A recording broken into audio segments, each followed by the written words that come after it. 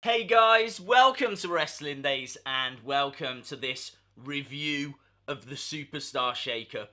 I wanted to have a look at the top 5 and low 5 best and worst moves in the Superstar Shake-Up because there's been some fantastic trades, drafts, moves, whatever you want to call them. But there's also been some questionable ones as well. And I do think this is going to unlock some opportunities for people, but maybe it's also closed some doors for others. I think the worst 5 moves is probably the most interesting of the two lists. So let's have a look at the best ones first, so that we can get that out of the way and then get to the juicy stuff.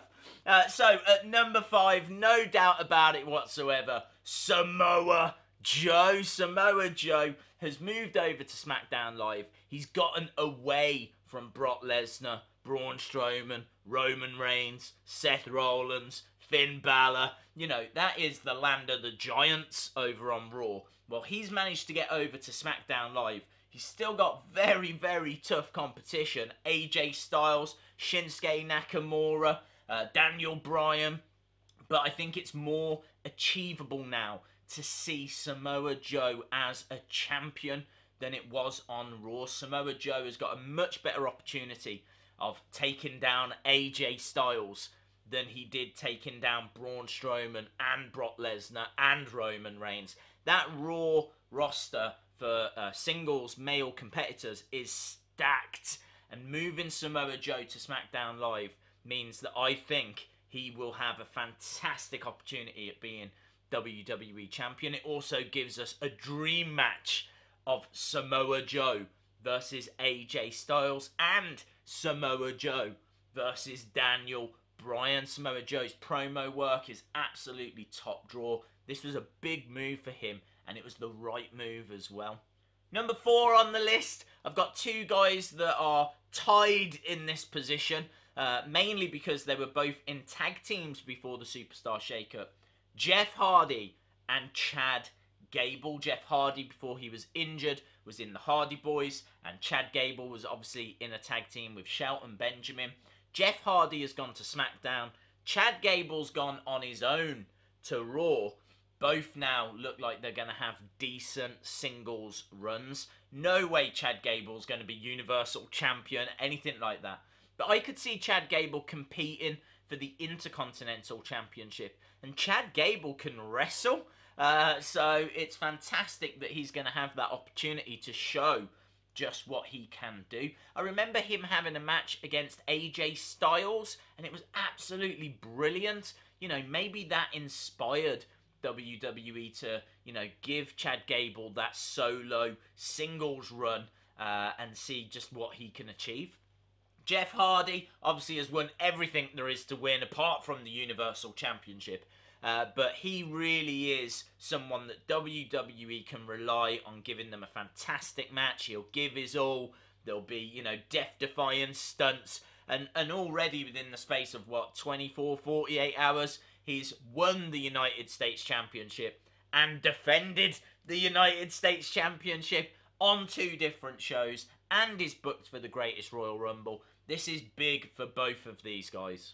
Number 3 on the list, Big Cass, who's just come back from injury, returns to SmackDown Live and finds himself bang in the middle of the main event. Big Cass closing out the show by standing over the fallen body of Daniel Bryan, and this looks like a feud that we're going to get now. Daniel Bryan versus Big Cass. Now, I think they have changed his name to Colin Cassidy. That is his Twitter name that he's using. I don't remember hearing them call him that on SmackDown Live, though. But I totally could have missed it because I was more just shocked at what they were doing with him. The fact he's come straight back into this feud with the hottest superstar they've got, Daniel Bryan.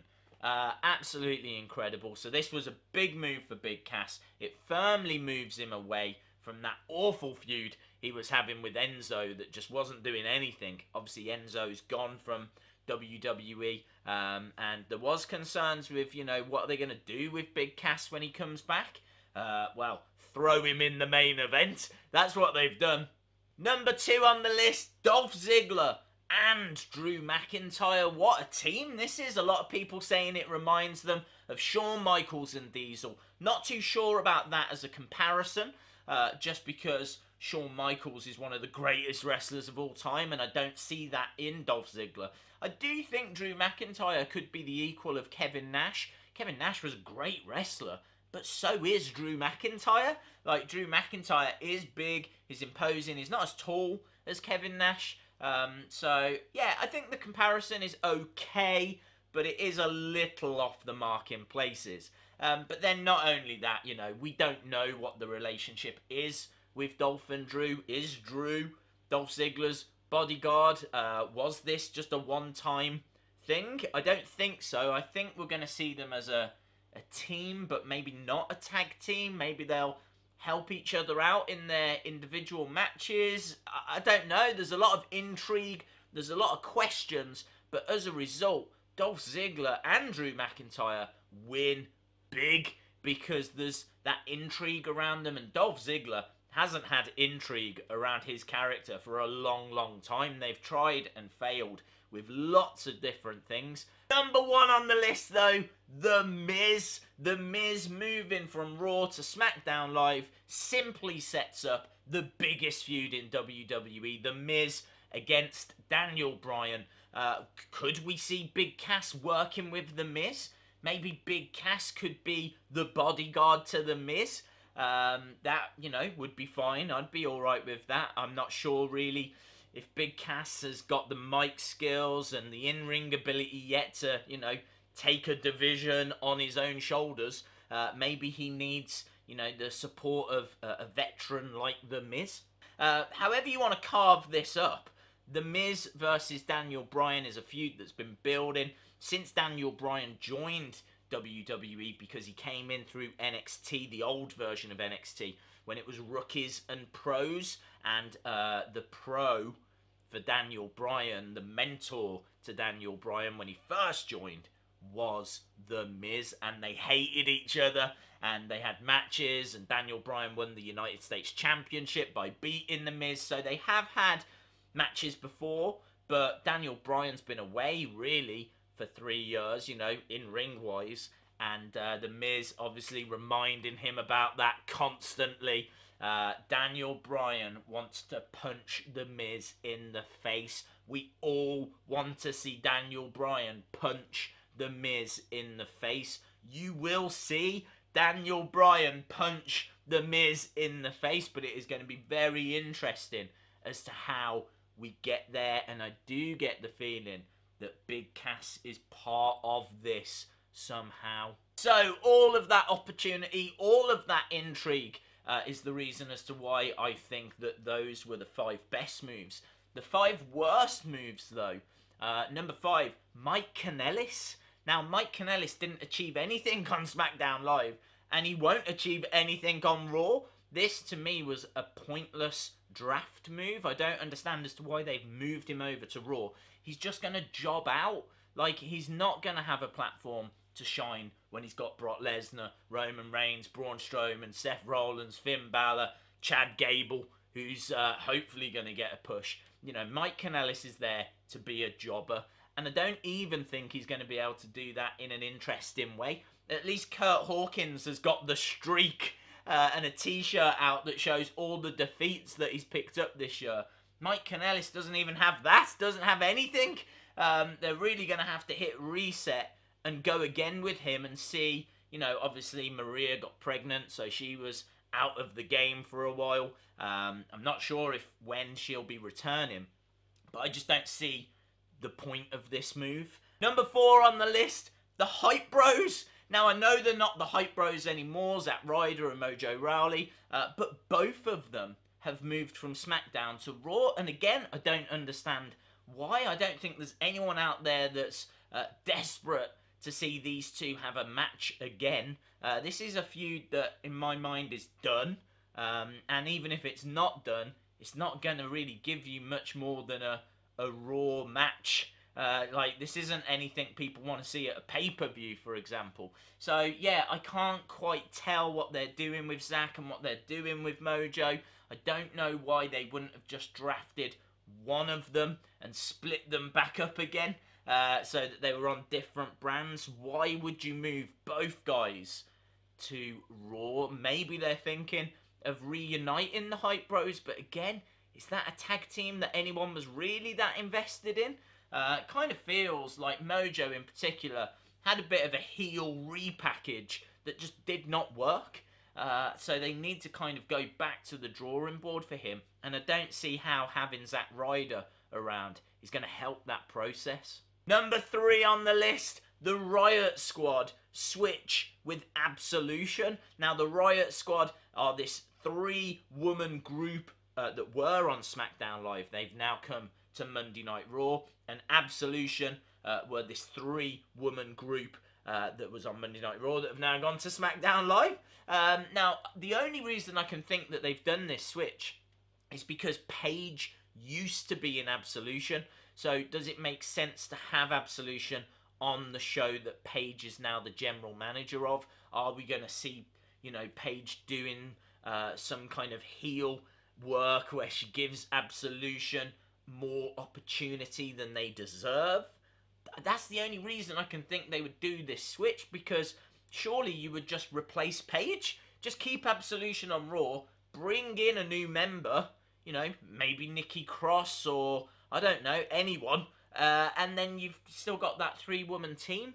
I don't see the point in switching these two teams around. I don't see what's gained, unless, as we said, it's got something to do with Paige. But Paige really has been doing, I know it's only her 2nd week, but a very good job communicating online, setting up dream matches. Looks like she's negotiated the better Superstar Shake-Up. I would say SmackDown came out of this whole process much better off than Raw. So it looks like she's doing a great job.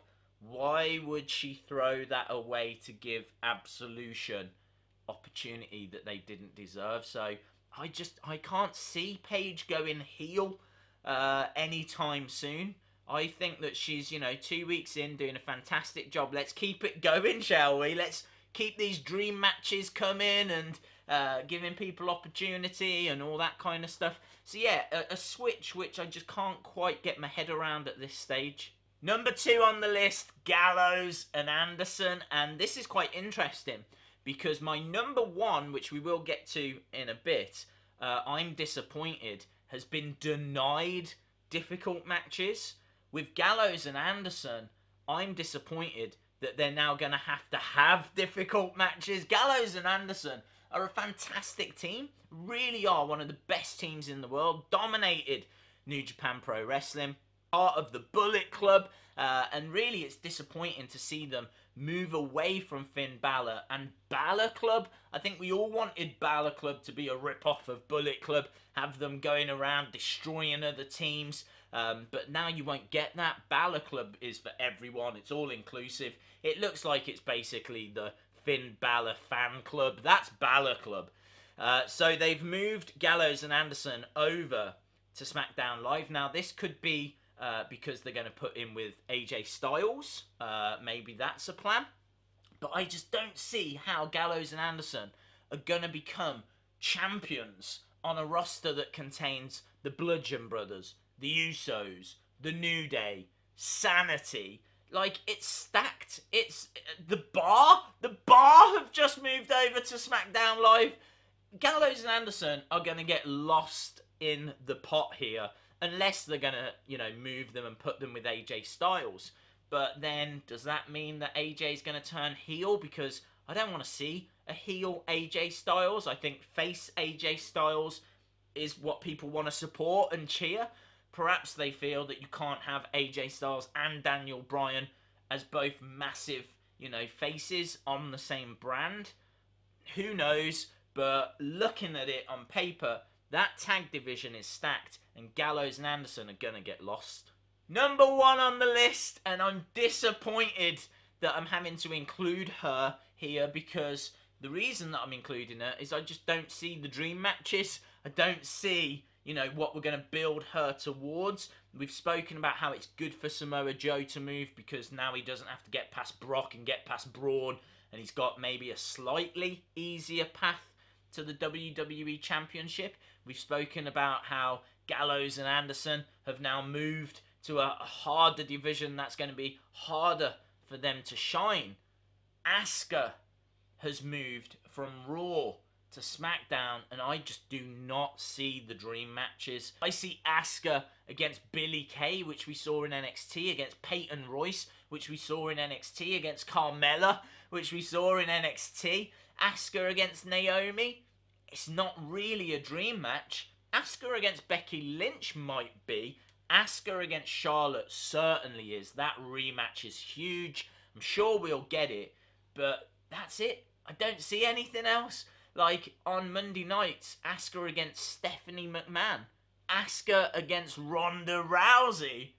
Absolutely brilliant. Asuka against Nia Jax. I know they faced each other a lot of times, but Nia Jax has the title now. She is the champion now. That does bring a different element to things. You could argue that of Carmella, I suppose. But I don't think Carmella is going to put up the kind of resistance to Asuka that Nia Jax would. So, yeah, it just feels to me like they've taken Asuka away from a lot of big potential dream matches and put her on Smackdown Live where there's not as many. So I'm very interested to see what they're going to do with Asuka, how they're going to book Asuka, what kind of matches they're going to put Asuka in, because I do worry that this is going to mean that she's just going to plod along, and I don't want to see an Asuka that just plods along. Let me know your thoughts in the comments below. We've kind of covered a lot of the moves. There's obviously many more. You know, what are your thoughts on Jinder changing brands? What are your thoughts on Kevin Owens and Sami Zayn returning? What are your thoughts on some of the call-ups as well? I didn't include those because they weren't really shifts. Although I suppose you could argue they moved from NXT. But personally, really into Andrade Cien Almas. Really into the call-up of Sanity. Didn't like how they did it, like just this video package. They should have been there. But still, you know, a lot to get excited about. The landscape, however you want to look at this, has changed. The game has changed. So, yeah, everything is different now. New feuds, new year, hit that reset. It is a very exciting time to be a wrestling fan. And I want to know your thoughts in the comments below.